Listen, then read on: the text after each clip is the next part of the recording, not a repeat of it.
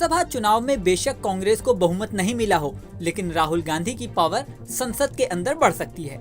अगर सब कुछ ठीक रहा तो राहुल गांधी नेता प्रतिपक्ष की कुर्सी संभाल सकते हैं। आज यानी शनिवार को दिल्ली में कांग्रेस कार्य समिति की बैठक हुई। इस बैठक में कांग्रेस के नवनिर्वाचित सांसदों ने हिस्सा लिया। राहुल गांधी, प्रियंका गांधी, सोनिया गांधी और मल्लिकार्जुन खड़गे CWC की बैठक में शामिल हुए।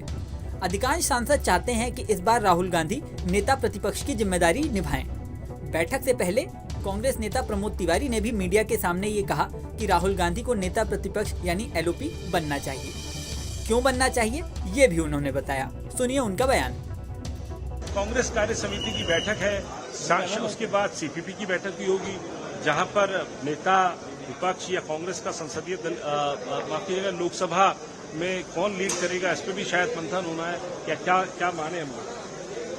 देखिए, ये परंपरा है, जब कभी नया चुनाव होता है तो कांग्रेस वर्किंग कमेटी जो हमारी सर्वोच्च नीति निर्णायक समिति है वो बैठकर स्थिति का आकलन करती है। हमारा जो बेहतर परफॉर्मेंस रहा है उस पर भी चर्चा होगी, कुछ थोड़े से हम रह गए उस पर भी चर्चा होगी। चुनाव में विस्तृत रूप से तमाम बातें राहुल गांधी को लेकर क्या है? कई सांसद जो ये कह रहे हैं कि खुला है राहुल गांधी को लेकर कि 5वां टर्म है, पर इस फ्रंट से आके अटैक करते हैं, इंटेलिजेंटली अटैक करते हैं और सबसे बड़ी बात निर्भीकता और निडरता से करते हैं। तो इस समय संसदीय दल का नेता लोकसभा में उनको होना चाहिए और इसलिए होना चाहिए, खासतौर से मैं कहना चाहता हूँ कि लीडर ऑफ अपोजिशन और लीडर ऑफ हाउस ये मौका होता है कि सदन में कभी भी किसी भी समय खड़े करके वो ध्यान आकर्षित कर सकते हैं स्पीकर का या चेयरमैन। तो अब राहुल गांधी जी को मिले टाइम में नहीं बात करना, बल्कि जहां भी लगे कि सरकार कमजोर है वहां हिट करने के लिए आवश्यक है नेता संसदीय। आखिरी सवाल सर, NDA की फुल फॉर्म अब आप लोग कह रहे हैं कि नीतीश और नायडू डेवलपमेंट अलायंस, बल्कि प्रधानमंत्री कह रहे हैं कि न्यू डेवलपमेंट अलायंस है। अब प्रधानमंत्री जी ने आज तक जितना कहा सब गलत साबित। हम कह रहे हैं कि उनकी डिपेंडेंट नीतीश पर नायडू पर, और आप देखिएगा कुछ दिनों के अंदर ये भरभरा के इस तरह गिरेगा जो बचा खुचा वो लेके जाएगा। हालांकि कांग्रेस नेताओं की इस मांग पर राहुल गांधी ने कहा है कि इस पर विचार करेंगे। मतलब राहुल गांधी की तरफ से अभी कोई कंफर्मेशन नहीं दी गई है।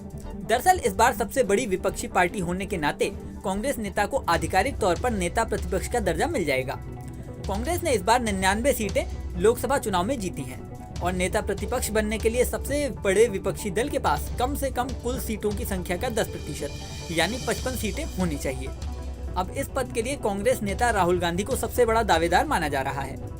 CWC की बैठक के लिए दिल्ली पहुंचे कांग्रेस सांसद डीन कुरियाकोस ने भी उम्मीद जताई कि राहुल गांधी ही नेता प्रतिपक्ष बनेंगे। आइए अब समझते हैं कि आखिर नेता प्रतिपक्ष की क्या भूमिका होती है और क्या अधिकार होते हैं। दरअसल संसद में बेशक जिसके पास बहुमत होता है उसी की सरकार होती है, लेकिन ऐसे कई पद हैं जहां पर नेता प्रतिपक्ष की भूमिका बेहद अहम हो जाती है। उदाहरण के लिए CBI डायरेक्टर, CVC, लोकपाल और मुख्य चुनाव आयुक्त की नियुक्ति के लिए बनी कमेटी में PM के साथ नेता प्रतिपक्ष भी होते हैं। नेता प्रतिपक्ष हाउस बिजनेस एडवाइजरी कमेटी का हिस्सा होता है और एक पैनल के रूप में काम करता है जो कुछ प्रमुख पदाधिकारियों का चयन करता है। दिलचस्प बात यह है कि इस भूमिका में प्रधानमंत्री और लोकसभा अध्यक्ष के साथ उसकी करीबी और नियमित बातचीत भी शामिल रहती है। यही नहीं, संसद में PM और LOP आमने सामने बैठते हैं। हालांकि अभी तक राहुल गांधी ने इस पद के लिए हाँ नहीं कहा है। ऐसे में मीडिया रिपोर्ट्स के अनुसार राहुल गांधी के मना करने पर नेता प्रतिपक्ष के लिए शशि थरूर, मनीष तिवारी और KC वेणुगोपाल जैसे उम्मीदवारों के बीच कड़ी प्रतिस्पर्धा देखने को मिल सकती है। इस वीडियो में फिलहाल इतना ही। बने रहिए न्यूज़ नेशन के डिजिटल प्लेटफॉर्म पर।